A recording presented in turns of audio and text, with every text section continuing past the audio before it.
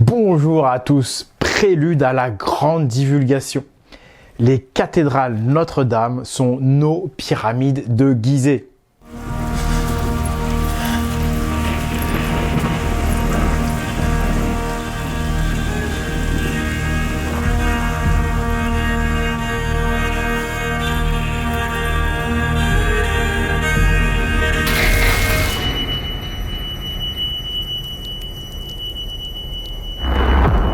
Gizeh, Machu Picchu, Teotihuacan, l'île de Pâques.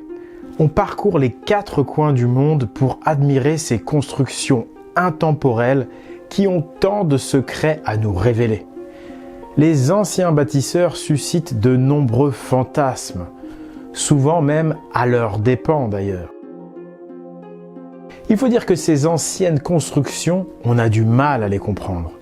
On essaie de rassembler les pièces d'un grand puzzle, mais il y a justement une pièce de ce puzzle que nous n'utilisons jamais. Nous oublions en effet régulièrement dans nos tentatives de synthèse d'inclure une catégorie d'anciennes constructions pourtant très riches en signes et symboles. Une catégorie d'édifices qui pourrait nous éclairer quant au sens global du message laissé par les anciens bâtisseurs. Ces constructions se trouvent à 2 pas de chez nous.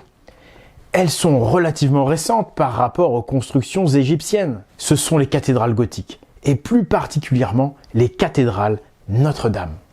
L'herbe est toujours plus verte ailleurs. Les Français ne se rendent pas compte du trésor sur lequel ils sont assis, de la valeur historico-spirituelle de ces monuments. Un exemple de l'indifférence française pour les cathédrales, c'est qu'on laisse partir en fumée ces prodiges. Le récent incendie de Notre-Dame de Paris est révélateur d'une inattention et d'un manque de soins chroniques à l'égard des cathédrales gothiques. Mais cela n'est pas nouveau. Les cathédrales gothiques étaient méprisées par des philosophes français comme Jean-Jacques Rousseau.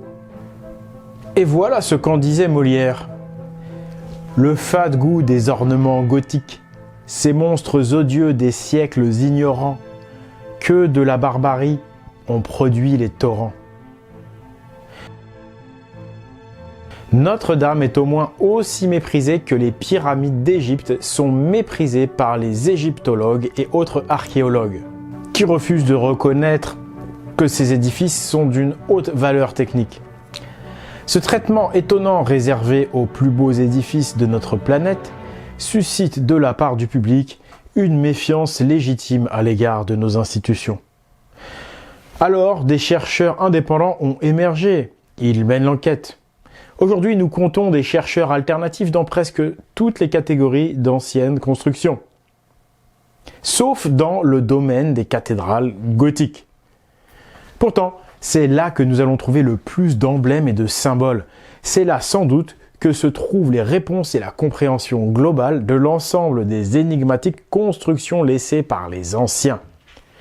De plus, les constructions gothiques sont de véritables prouesses technologiques, des exploits architecturaux. Nous ne sommes qu'au XIIe siècle lorsque débute le chantier de la cathédrale Notre-Dame de Paris, c'est-à-dire il y a près de 900 ans. La hauteur de plafond de 40 mètres avec des murs aussi fins et avec d'aussi grandes verrières, c'est-à-dire fenêtres, c'est un exploit technique que nos ingénieurs modernes ne pourraient qu'égaler. En effet, l'architecture gothique a poussé les limites de la pesanteur à son maximum. Elle a exploité la physique à son maximum. Il est en effet impossible de réaliser des plafonds plus hauts sans devoir élargir les murs et sans ainsi détruire toute l'esthétique. La verticalité des cathédrales gothiques reste inégalée. Cette sensation de légèreté nous fait sentir proche du ciel et tout petit. On est envahi par une sensation d'humilité face à l'œuvre. Notre-Dame de Paris, c'est 35 mètres de hauteur sous voûte. Notre-Dame d'Amiens, c'est 42 mètres 50 de hauteur sous plafond. La tour nord de Notre-Dame de Chartres dépasse les 115 mètres de haut. La flèche de Rouen atteint, tenez-vous bien, 151 mètres d'altitude. On a vraiment des édifices qui relient la terre au ciel. des chefs-d'œuvre artistiques.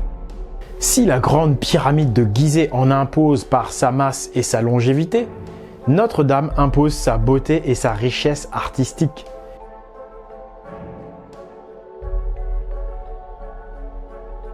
Les vitraux sont d'une beauté insurpassable.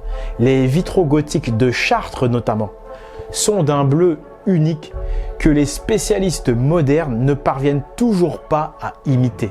Car ils ne savent pas comment ces vitraux ont été composés. Oui, il y a des secrets alchimiques et techniques dans ces cathédrales. Les tailleurs de pierre ont réalisé des chefs-d'œuvre en très haute altitude. Et le tout au XIIe siècle, en plein Moyen-Âge, alors qu'on n'avait plus de grandes et belles constructions depuis des lustres.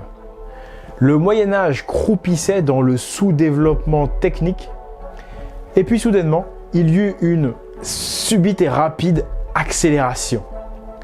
Une accélération du progrès architectural et artistique. D'où venaient ces prodigieuses connaissances ? Les chantiers des grandes cathédrales duraient tout de même en moyenne 150 ans. Il en fallait de la patience et de la stabilité. Mais quelles étaient les aspirations des bâtisseurs ? Notre-Dame est une mine d'informations hermétiques.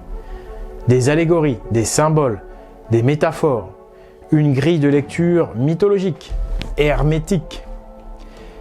Les pierres sont peut-être muettes, mais elles parlent à l'esprit.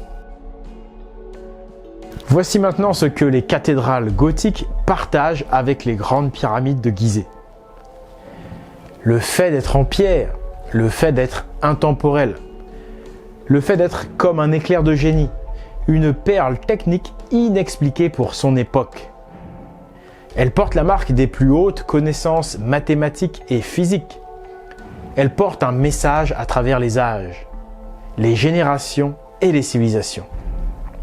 Elle porte un emblème commun, le triangle.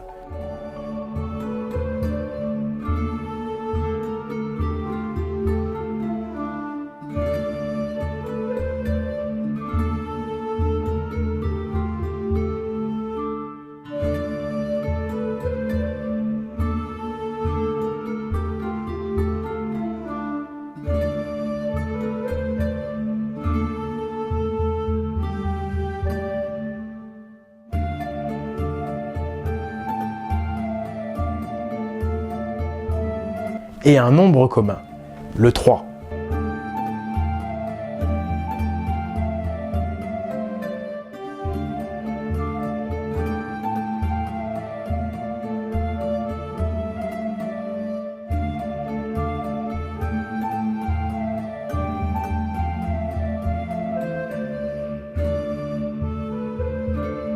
À suivre donc très vite sur la chaîne, abonnez-vous, ne ratez absolument pas les prochaines vidéos. Là, on va déployer, on va divulguer.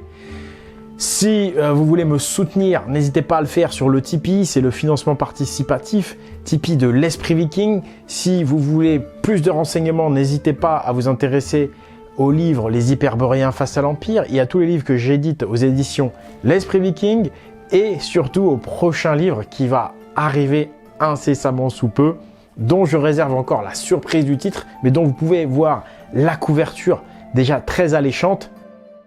Il y a également de nouveaux articles sur le site pagan.eu, des articles très intéressants sur la symbolique et les emblèmes. Allez faire un tour sur pagans.eu. Donc, merci beaucoup pour votre attention. N'hésitez pas aussi à diffuser, à partager la vidéo. C'était Oleg de Normandie.